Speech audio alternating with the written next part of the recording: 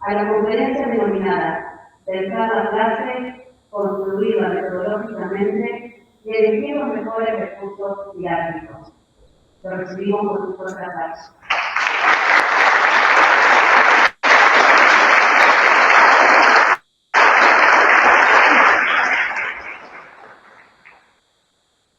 Bueno, buenas tardes para todos y para todas. Gracias por la presentación. Un gusto volver a estar aquí, aunque sea virtualmente con ustedes. Estoy ya por sacar un carnet de vitalicio de las freirianas, porque ha de ser esta la cuarta vez, por lo menos, que estoy participando de ellas. Esta vuelta me propusieron trabajar en torno a los recursos didácticos, así que di por llamar a esta conferencia Pensar la clase, construirla metodológicamente y elegir los mejores recursos didácticos. Tres componentes del nombre, porque por ahí quiero de algún modo pasar en este rato que voy a estar con ustedes. Para hablar de los recursos necesito pensar la clase primero, o en todo caso, ver desde dónde pensamos la clase. Para hablar de recursos necesito previamente que hablemos de la construcción metodológica, porque los recursos son de algún modo el resultado de esa construcción especial que hacemos y particular que hacemos para hacer una propuesta metodológica.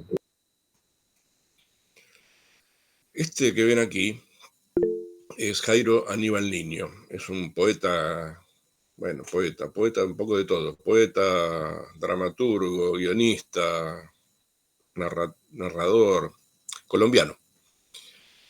Escribió poesía, me gusta la poesía y por eso lo recurrí en búsqueda de algún texto a su producción. Jairo decía no dedicarse a la literatura infantil porque en verdad creía que la literatura infantil no existía como tal. Solía decir que si existiera una literatura infantil, entonces también debiera existir una literatura adulta, una literatura senil, y así para cada grupo etario. Pero fundamentalmente escribió en esa línea que podríamos llamar la literatura infantil. El poema se llama El caballo. Y si me dejan, lo comparto. ¿Qué tiene en el bolsillo? Un caballo. No, no es posible, niña tonta. Tengo un caballo que come hojas de menta y bebe café. ¿Se volvió loca?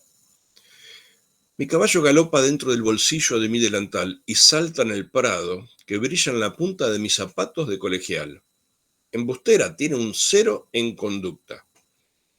Mi caballo canta y toca el armonio y baila boleros, bandis y reggae. Eso es descabellado. Mi caballo es rojo, azul o violeta. Es naranja, blanco o verde limón, depende del paso del sol. Posee unos ojos color de melón y una cola larga, que termina en flor. Tiene 0 en dibujo. Mi caballo me ha dado 1000 alegrías, 80 nubes, un caracol, un mapa, un barco, 3 marineros, 2 mariposas y una ilusión. Tiene 0 en aritmética. Qué lástima y qué pena que usted no vea el caballo que tengo dentro de mi bolsillo. Y la niña sacó el caballo del bolsillo de su delantal, montó en él y se fue volando. Me quedo con los últimos versos del poema, referidos a qué lástima y qué pena que usted no vea el caballo que tengo dentro de mi bolsillo, porque de algún modo les propongo y nos propongo a todos y a todas que vayamos en busca del caballo y no del bolsillo. Así que veamos de algún modo los sentidos que hay detrás más que de los instrumentos. Finalmente los recursos son instrumentos. Que pensemos más vale en la línea de las esencias más que el de las apariencias. Los recursos son las apariencias porque es lo que vemos. Y que pensemos desde los otros y las otras más que desde nosotros mismos y nosotras mismas. Voy aquí entonces con mi primer eje. Cuando pensamos nuestra clase, sea cual fuere el nivel de enseñanza en el cual nos desempeñamos, considero que hay dos tipos de decisiones, o si quieren, dos niveles de decisiones que tomamos en ese momento que estamos, ustedes dirían, planificando la clase. A mí no me gusta llamarla planificación, por eso me refiero más que en general al pensar la clase, cuando estamos pensando la clase. Hay un conjunto de decisiones referido al sentido de la clase, es decir, a la razón pedagógica por la cual entendemos que eso vale la pena ser enseñado. Hay un conjunto de categorías conceptuales que están incluidas en el contenido de la clase, pero que al momento de desagregarlas son un conjunto de nociones que es aquello que vamos a enseñar. Hay un conjunto de desafíos cognitivo-afectivos. Me gusta llamarlos de este modo porque en verdad nosotros a nuestros estudiantes, a nuestros pibes y a nuestras pibas, cuando les estamos enseñando algo, les proponemos hacer algo con la cabeza, con lo cognitivo y con el corazón, con los afectos. Ese algo que le proponemos hacer tiene que ver con, por un lado, el sentido que le asignamos a la clase, por otro lado, con lo que las categorías conceptuales permiten realizar, pero fundamentalmente porque desafiamos en torno a hacer algo con, ¿no? Se trata de aprender no solo contenidos propiamente dichos, porque eso iría para la memoria, sino de hacer un tipo de trabajo de tipo cognitivo y indisolublemente mezclado con desafíos afectivos, que son en todo caso aquello que particulariza lo que le proponemos hacer a cada grupo de estudiantes según el curso, según las particularidades que tengan, según el contenido y según nuestras propias intencionalidades. Llamo a estas tres decisiones de primer nivel porque me parece que son las más sustantivas, las que definen de algún modo la razón de ser de una clase. Luego, hay unas decisiones de segundo nivel, me gusta llamarlas en torno al formato. Y aquí es cuando pensamos la actividad de la clase, ahí aparecieron los recursos didácticos que vamos a utilizar en la clase, o sea, las apoyaturas, y la distribución del tiempo que vamos a hacer en esa clase. Las llamo de segundo nivel porque son un derivado de las primeras. Esto es, si no pensé un sentido, si no le encontré un sentido a la clase, si no soy capaz de que mis estudiantes le asignen un sentido a la clase, si no tengo claro cuáles son las categorías conceptuales que están involucradas en el contenido que estoy enseñando, y si no me propuse un tipo de desafío cognitivo afectivos a proponer a mis estudiantes a lo largo de la clase, que pueden ser más de uno, no hay manera que piensen en las actividades, no hay manera que piensen en los recursos, no hay manera que piensen en el tiempo. Porque empezar por este lado, por el lado de las actividades, o empezar por el lado de los recursos, sería caer en un mero instrumentalismo, o si quieren, en un mero activismo en la clase. Hacer por hacer, no hacer con sentido. El tema que nos ocupa, el de los recursos, está inserto en este vínculo entre actividades y recursos didácticos. Pero les decía que iba a pasar por tres instancias, está el pensar la clase, el de la construcción metodológica, y recién después caer en los recursos, y voy a tratar de seguir esa lógica en todo caso. Cuando hablo de actividades, estamos hablando de aquello que motoriza la enseñanza. Es decir, ¿qué les propongo concretamente hacer como tarea en la clase para trabajar con esos contenidos y poder activar esos desafíos cognitivos, afectivos, que yo propongo como desafíos, pero que en la actividad o en el conjunto de actividades que le propongo a mis estudiantes, se supone tienen que ser posibles de ser activados. Para hablar de esto entonces, de la actividad y los sostenes de la actividad, necesito pararme antes en dos cuestiones porque las voy a vincular unas con otras. Una es la idea de construcción metodológica, hago un primer paréntesis ahí. La segunda es la idea de los segmentos de la clase, voy a hacer un segundo paréntesis ahí. Entonces me meto con la construcción metodológica. No se pierdan, estoy hablando de las dos progresiones, decisiones que tenemos en cuenta a la hora de pensar nuestra clase. Les hablaba de unas primeras decisiones que me parecen más importantes, que involucran a pensar el sentido que le damos a una clase, las categorías conceptuales que vamos a enseñar y los desafíos cognitivo-afectivos que vamos a proponer, y una segunda categoría de decisiones que tienen que ver con la actividad que vamos a proponer, los recursos que vamos a usar y cómo vamos a distribuir el tiempo. Enganchado de la actividad, me meto con la idea de la construcción metodológica, porque la actividad es un resultado de la construcción metodológica. Esta palabra construcción metodológica fue acuñada por un argentino radicado en México por aquel entonces es un entonces bastante largo, hace unos cuantos años ya, unas décadas diría, en que Remedi trae la idea de la construcción metodológica para contrastarla con la idea del método rígido.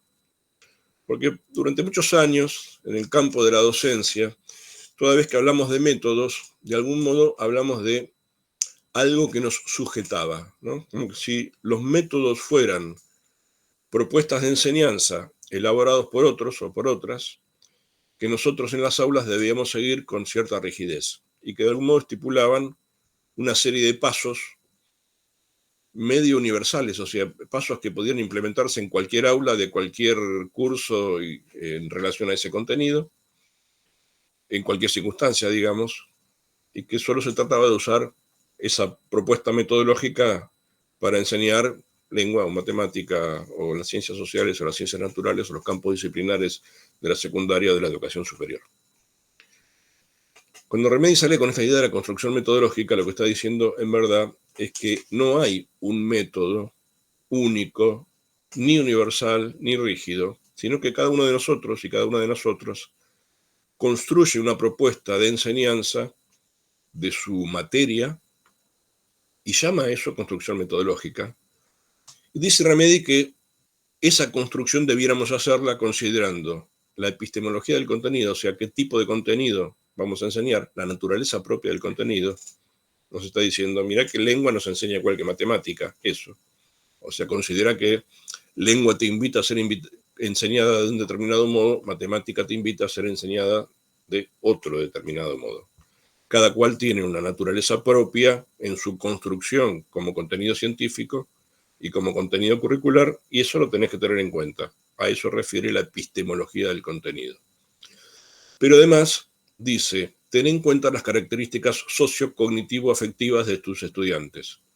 O sea, pensá en tus estudiantes, en qué les caracteriza, en qué curso están, con qué antecedentes vienen, antecedentes digo de escolaridad, o sea, en qué curso están, de qué vienen, qué han visto antes, si querés, en términos de educación secundaria o superior, en qué curso anterior estuvieron en la escuela primaria. En función de su grupo etario, de su edad, qué tipo de trabajos cognitivos pueden llegar a desarrollar, a llevar a cabo, a aceptar como desafíos en esa propuesta que ustedes le hagan, y qué características afectivas, emocionales pueden tener esos estudiantes, y en particular sus condiciones sociales y de vida, que caracterizan sus condiciones culturales, digamos. Finalmente dice, ten en cuenta lo que vos te propongas, porque vos también estás jugando acá, ¿no? En este triángulo, cuando haces tu construcción metodológica. Porque a lo mejor para vos es muy importante que la palabra circule y entonces no vas a concentrar vos la oralidad de la clase. Si para vos es muy importante que los pares se vinculen entre sí, entonces para vos va a ser muy importante trabajar en grupos. Digo, ese tipo de intencionalidad, ¿no? Dice Remedi entonces que algo así como si al comienzo del año pensáramos la materia que vamos a enseñar o el conjunto de materias que vamos a enseñar y decidiéramos para cada una de ellas, cada una de esas materias, la construcción particular metodológica que nosotros hacemos de eso. Y eso es, de algún modo, el continuum que durante el año nos va a caracterizar como estilo de enseñanza de ese campo disciplinar.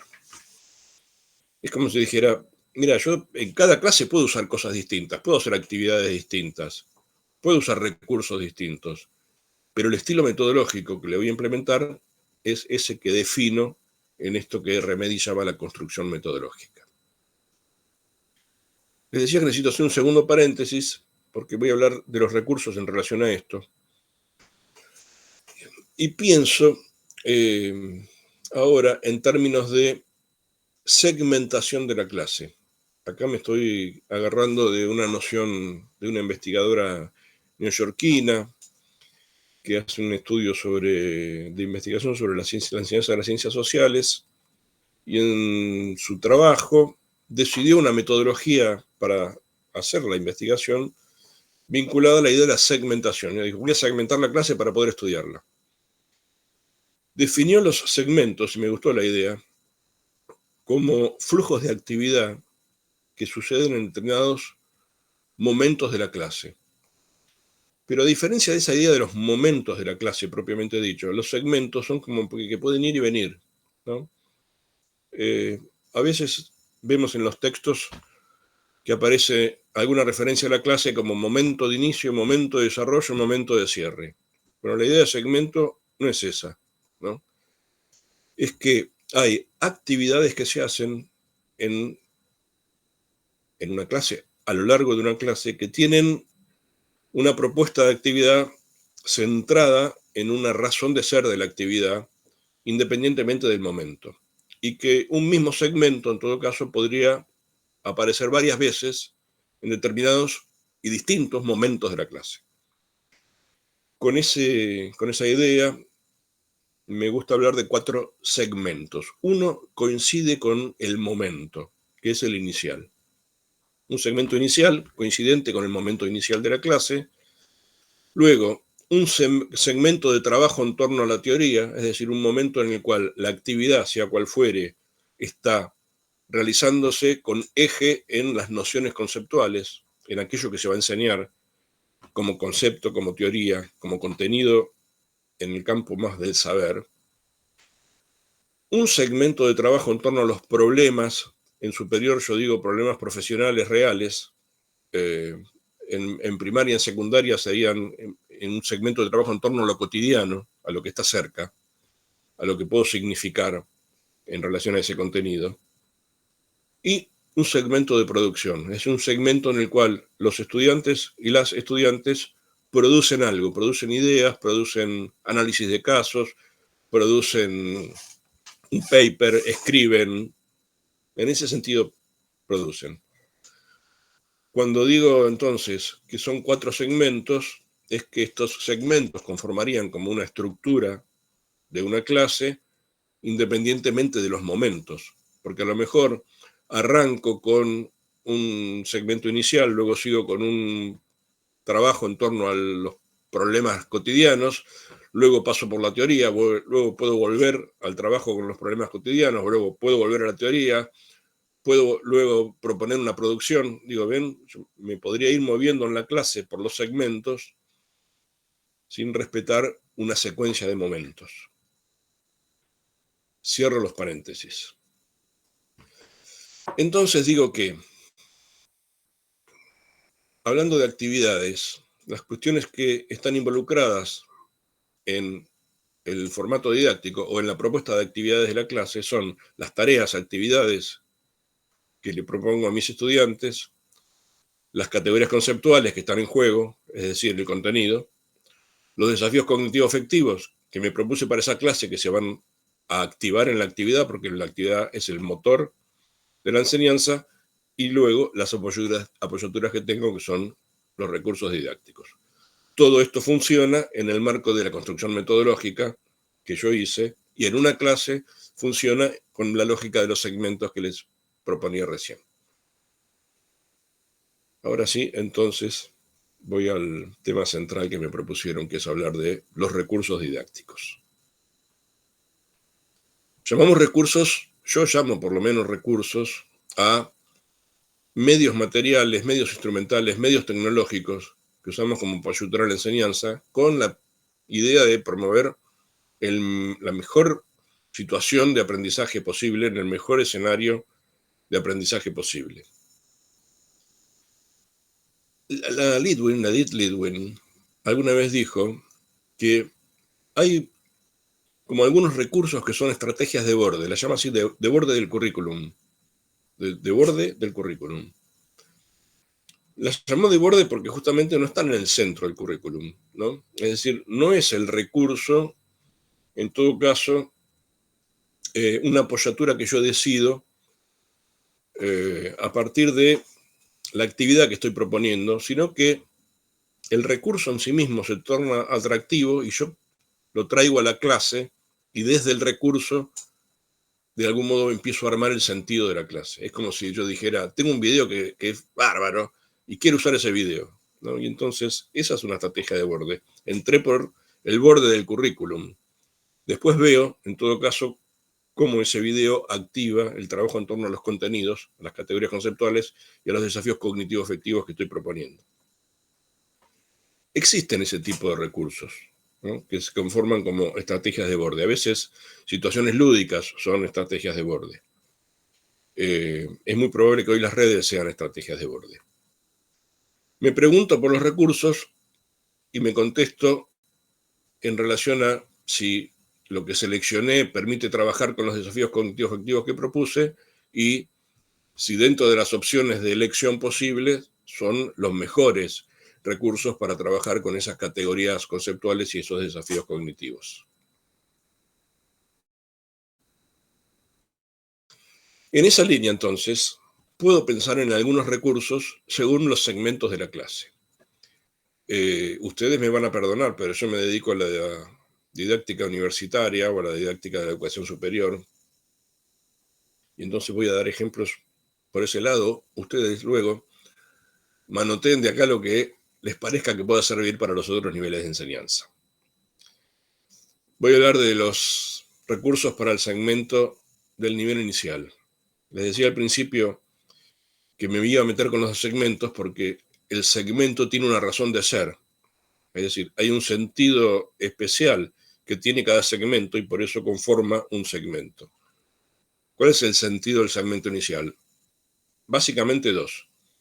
Por un lado, en primer lugar, propiciar la recuperación de contenidos que se vienen trabajando, de algún modo vincular con los contenidos anteriores o hacer como una secuencia de contenidos con aquello que se ha venido desarrollando en clases anteriores.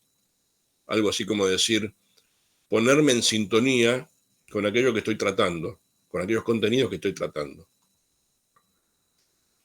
A veces no hacemos eso porque, por ejemplo, estamos cambiando de unidad y entonces el contenido que vamos a presentar es un contenido que no tiene nada que ver con lo anterior, que es como un bloque de contenido nuevo. Entonces, lo que buscamos es, en ese segmento inicial, tratar de vincular el todo de ese contenido con algunos saberes de la cotidianidad o saberes de la experiencia para tratar de situar ese contenido en algo cercano a mis estudiantes. Entonces, puedo usar algunos recursos para estos dos propósitos. Empecemos por estos que se vinculan a la recuperación de contenidos que se vienen trabajando. Podría pedirle a mis estudiantes que, en relación a lo que se vio en clases anteriores, reunidos en pequeños grupos, enumeren 3 ideas conceptuales. Podría pedirles que manden o simulen, o por lo menos digan el contenido, de un audio de WhatsApp en donde le contarían a un compañero o una compañera ausente de qué trató la clase pasada. Podría pedirles que escriban un tuit con la idea más importante de la clase anterior, que realicen una afirmación y una negación en relación al contenido de la clase anterior, que planteen una certeza y una pregunta respecto al contenido de la clase anterior, que completen frases, por ejemplo, en la clase pasada me quedé con ganas de, estoy de acuerdo con, pero no tanto con, no entendí qué, o podría proponerles hacer una red gráfica que muestre, o que elaboren una red gráfica que muestre 2 o 3 relaciones conceptuales importantes entre los contenidos que se trataron. Como esto puedo hacer 100 ejemplos distintos. Ustedes podrán inventar tanto como invento yo. Se trata solo de, en un ratito inicial de la clase, que no puede durar mucho, 5 minutos, no más, propiciar la posibilidad que los estudiantes se pongan en tema, ¿no? Que traigan a su memoria de una forma los saberes que se están trabajando en esa secuencia de contenidos que se viene desarrollando. Si quisiera vincular los contenidos con la cotidianidad, podría pedirle, che, dame un ejemplo de vida cotidiana que tenga relación con X. X sería el tema que se va a empezar a desarrollar. Que propongan una imagen relacionada con X, que intercambien algunos enunciados acerca de X, que emitan una polémica relacionada con X, que relaten hechos sucedidos que se relacionen con X. Claro, siempre que X no sea el teorema de Pitágoras y sea la primera vez que lo estoy enseñando y nadie tiene idea de qué es el teorema de Pitágoras, ¿no? Me refiero a que son esas formas de presentar los contenidos con enunciados que tienen que ver con algo que sea comprendido por los estudiantes, aunque la noción propiamente dicha aún no la haya desarrollado. Me voy a los recursos para el segmento de trabajo en torno a la teoría. Aquí la pregunta central, en todo caso, ya que hablamos de un segmento en torno a la teoría y un segmento en torno a los problemas profesionales o a los problemas reales, sería qué es lo teórico y qué es lo práctico. Esa es una gran pregunta. Es una gran pregunta porque hay algunos equívocos respecto a qué es lo teórico y qué es lo práctico. Sobre todo en la educación superior, ¿no? Solemos decir que la teoría es, en esto estaríamos de acuerdo, un conjunto de ideas, de abstracciones, de conceptos, de universales, que se presentan o que están presentes en los textos y que son el resultado de la investigación científica, pero cuando nos preguntamos qué es la práctica, ahí se complica un poco, ¿no? Porque para algunos la práctica es ejercitación, para otros la práctica es aplicación, para otros la práctica es la realidad. Y entonces, digo, sea cual fuera la respuesta, ya hacer un trabajo en torno a la práctica pasa a ser una cosa distinta, ¿no? Si para mí la práctica es la actuación en la realidad, entonces, cuando digo que paso a una clase de trabajos prácticos, estaría pasando a una clase en la cual se trabajan problemas de la realidad, en vinculación a las nociones teóricas que se vienen trabajando. Si para mí la práctica es ejercitación, entonces lo que sucede luego del teórico sería una clase en la cual se ejercita, a que se hacen resoluciones de rutina, digamos, de aquello que se presentó en la teoría. Si para mí la práctica es aplicación, entonces un práctico podría ser una guía de estudios, donde se están aplicando en preguntas las nociones teóricas que aparecen en el teórico o en un texto. Bueno, digo que la pregunta merece ser hecha porque entonces eso define qué es la práctica para mí o qué es el trabajo en torno a los problemas de la práctica para mí. Si me dan a elegir, digo que la práctica es la actuación en relación a lo real. En términos de la educación superior, diría, se hace práctica cada vez que se actúa con relación a problemas reales de la profesión.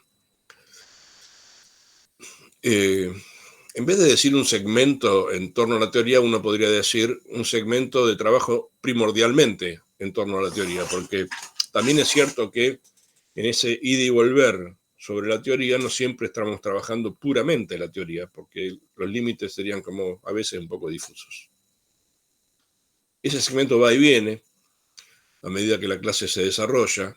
En general no hay una única concentración en torno a la teoría, salvo que sea una exposición del profe o de la profe y nadie meta un bocadillo y entonces solo ahí se está trabajando teoría pura.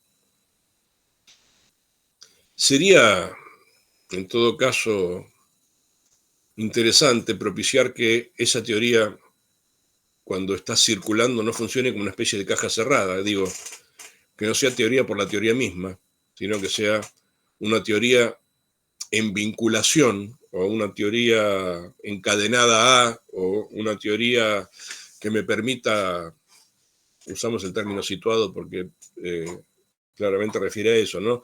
Una teoría que me permita verla en un contexto real. En ese sentido, digo, propiciar que no sea una caja cerrada, ¿no? Cuando presentamos ideas, teorías, conceptos, nociones, que esas no queden en nociones en sí mismas, sino que sean nociones que inmediatamente yo pueda vincularlas con los problemas reales. Sería esperable que la teoría no se convierta en la exposición de un texto. Suele ser muy aburrido cuando la clase se torna en una exposición de un texto, sobre todo porque los textos fueron hechos para ser leídos, no para ser escuchados, ¿no? Y en todo caso, sería esperable que la teoría funcione con un sentido pedagógico, es decir, una teoría que tiene una razón de ser, de estar ahí circulando en esa clase, porque tiene algún sentido formativo. En términos de recursos, hablemos de algunas. Estudiantes que exponen. Divido la clase en grupos, a cada grupo le doy un texto, una parte de un texto, y en clases sucesivas les pido que expongan.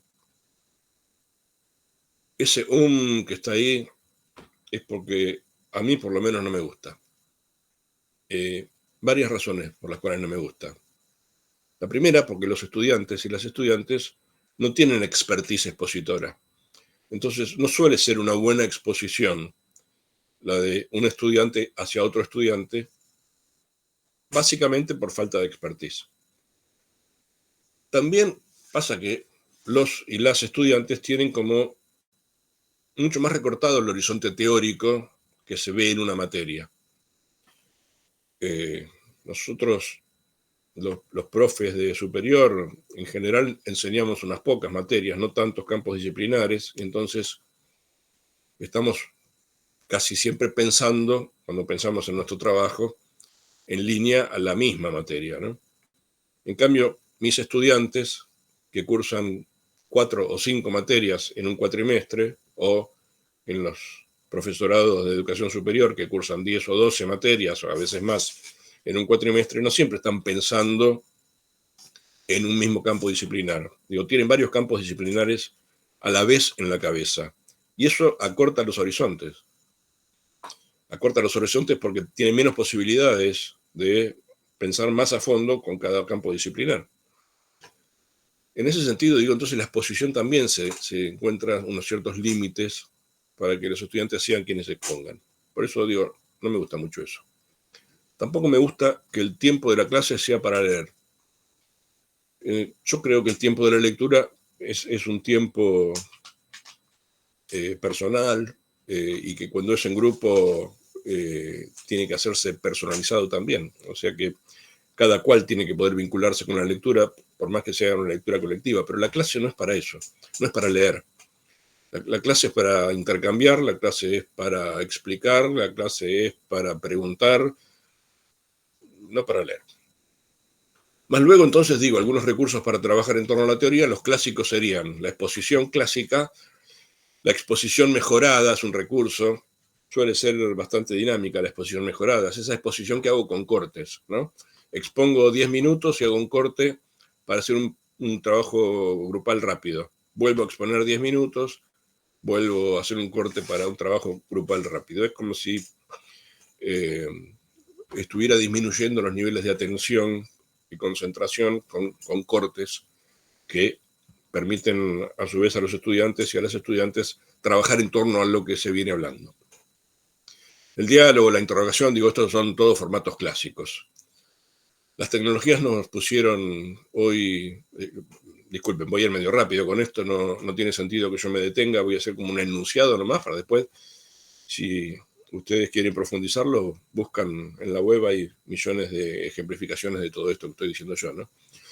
Les decía que las tecnologías nos pusieron muy a la mano la idea de la clase invertida. Hoy llamamos clase invertida a esa clase en la cual la teoría la hago circular por vía tecnológica, por ejemplo, la pongo en un aula virtual, en un video que me autograbo, abro un Zoom, vieron que tiene función grabación, el Zoom o el Meet, el Zoom creo, el Meet me parece que ahora ya no. Pongo a grabar, grabo mi exposición, me apoyo en un PowerPoint si quiero, incluso, y luego la subo a un aula virtual, y entonces le pido a mis estudiantes que vengan a clase habiendo visto el video. Y entonces ya la clase presencial deja de ser una clase expositiva de presentación de contenido, pasa a ser una clase de trabajo en torno al contenido. porque las nociones conceptuales ya circularon vía un video. Varias ventajas para esto. Por lo pronto, el video lo puedo ver en mi casa, en la tranquilidad de lo que quiera, en el tiempo que quiera. Puedo repetir el video más de una vez si hay algo que no entendí. Puedo detenerme en alguna idea, si es que esa idea no la entendí, volver para atrás un poquito y volver a escucharla, cosas que no suceden en la presencialidad.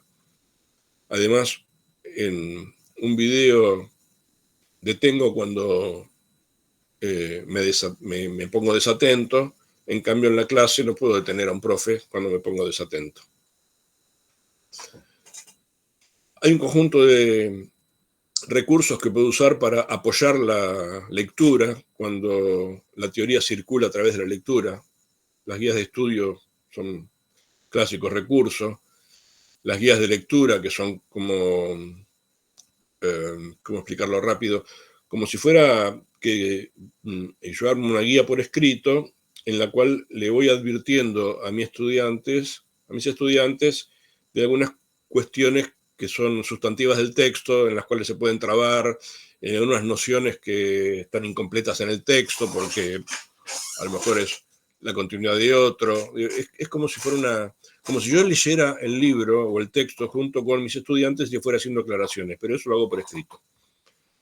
Las redes conceptuales, habrán visto esas redes en las cuales ciertos núcleos se vinculan entre sí con algunos con flechas o con conectores, donde explicamos la relación que hay entre unos nodos y otros. Las rutas conceptuales, que serían como un punteo de las nociones sustantivas que no habría que perderse de vista cuando uno lee un texto. Luego, algunas cosas mucho más dinámicas, el aprendizaje basado en problemas, un modo de tratamiento de la teoría en donde voy a la teoría en función de las necesidades de teoría que tengo para resolver un problema que estoy resolviendo, un problema complejo, no un problemita, ¿no? O todo el uso de TICs en general, de tecnologías que yo pueda hacer uso hoy.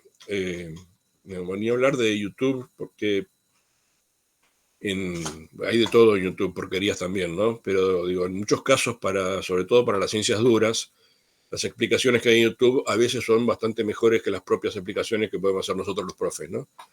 Y los tutoriales, de algún modo, que hay en YouTube disponibles para ciertos contenidos, están como muy, muy a la mano de todos y todas, y pueden ser excelentes recursos para trabajar con mis estudiantes.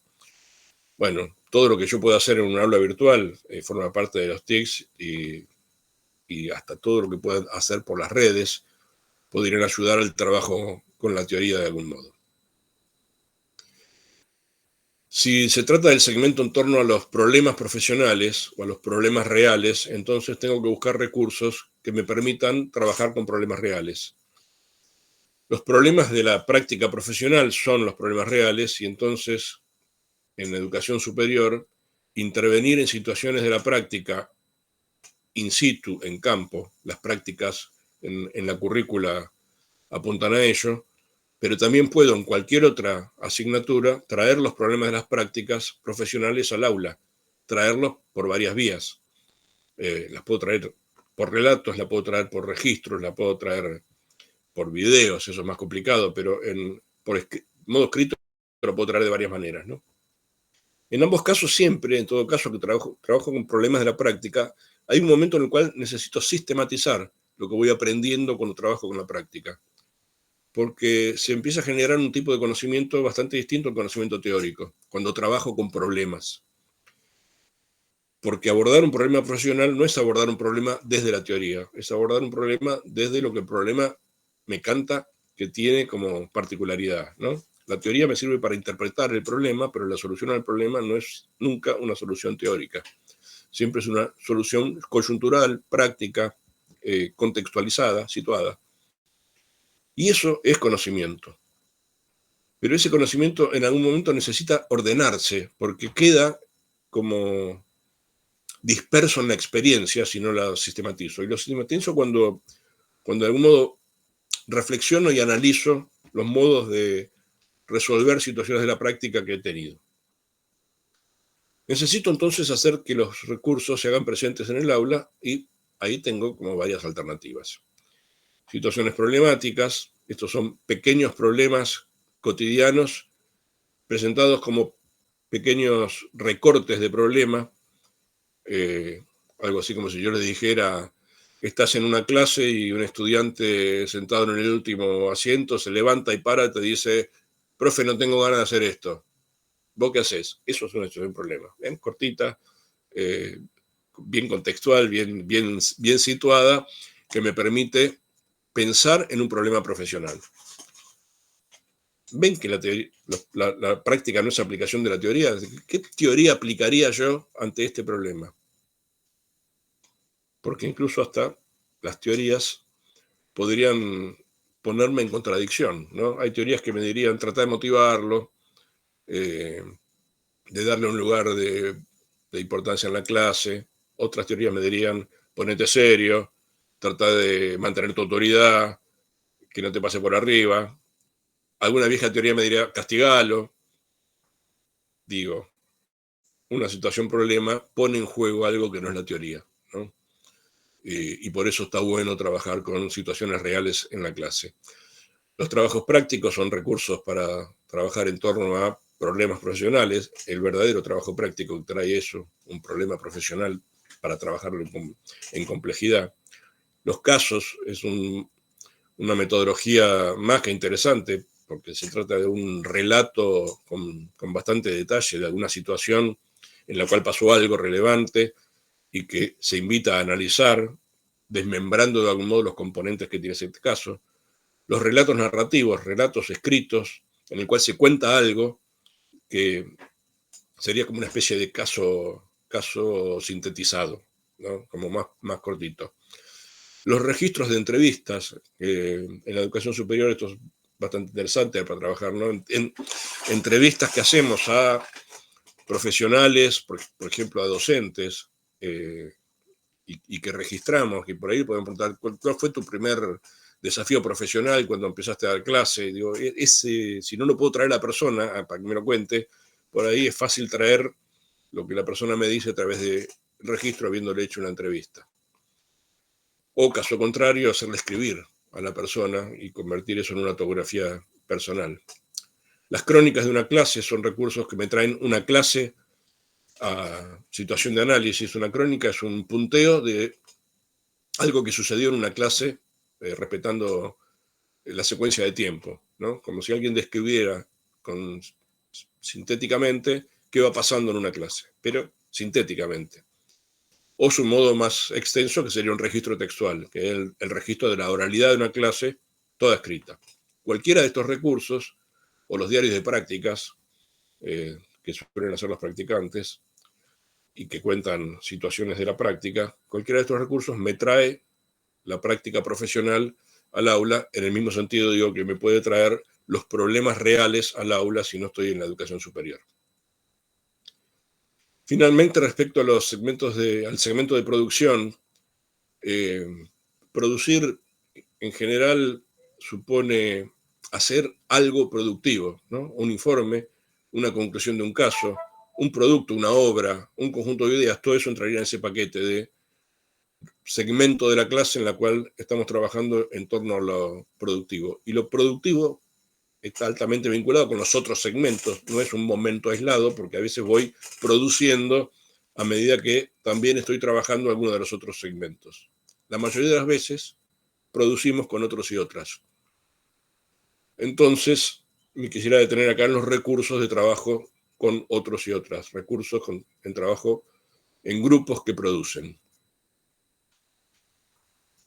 La primera aclaración acá entonces es que para usar recursos de trabajo en grupo o formatos de organización de la clase en grupos, necesito una mínima organización, necesito que circule al interior del grupo la información, necesito que el grupo tenga un mínimo plan de trabajo, necesito que el grupo se comporte con conductas solidarias y cooperativas, necesito que el grupo tenga un intercambio creador, o sea, que hagan juntos y que sientan la necesidad de estar juntos, y necesito que el grupo interactúe y se comunique. Esto es todo lo contrario a lo que a veces hacemos en las instituciones educativas de tomar un tema, partirlo en pedazos, cada persona de un grupo agarra un pedazo y produce algo en relación a ese pedazo. Y después todos juntan en requechos los pedazos y presentan un escrito.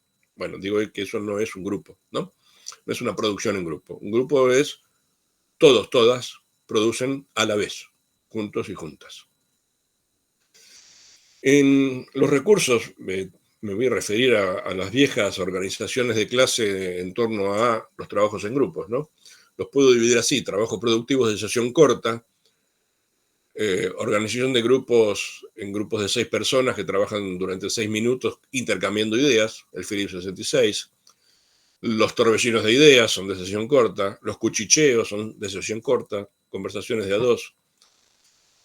Los trabajos productivos en sesión larga, los más clásicos serían los pequeños grupos de discusión, los debates que se hacen con todo el grupo todo. Allí la función de quien modere es indispensable para que el debate sea debate, si no es a veces solo un diálogo. La representación de roles, esto es la actuación desde roles predeterminados que ejemplifican algunas situaciones de problemas reales o de situaciones que suceden realmente, pero que me suponen, en todo caso, justamente una producción de la idea que va a poner en juego. Los foros, que son los clásicos intercambios del grupo todo.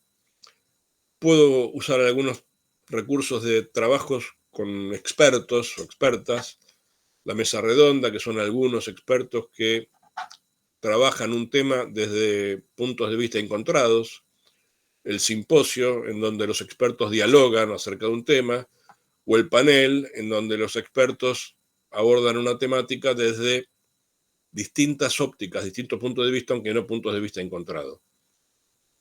Pueden ser mis estudiantes quienes asuman los roles de expertos y expertas y organizar la clase produciendo ideas con eso también.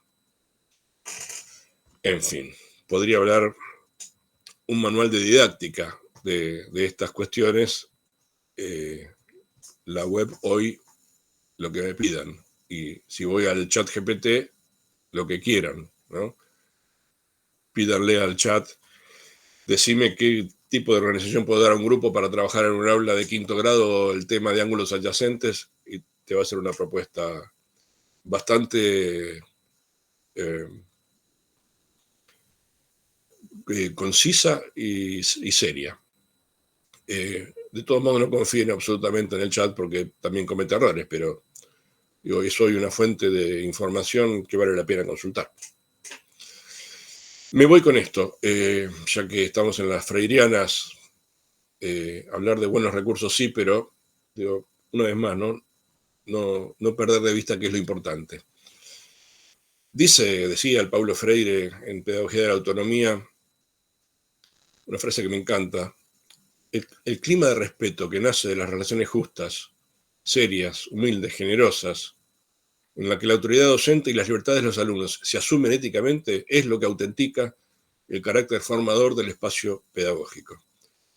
Esos adjetivos que usa, el clima de respeto que nace de las relaciones justas, de las relaciones serias, de las relaciones humildes, de las relaciones generosas, en donde la autoridad que tenemos los docentes y las libertades que tienen los alumnos y las alumnas se asumen las dos cosas con ética, le da al espacio pedagógico el verdadero sentido de ser un espacio formador.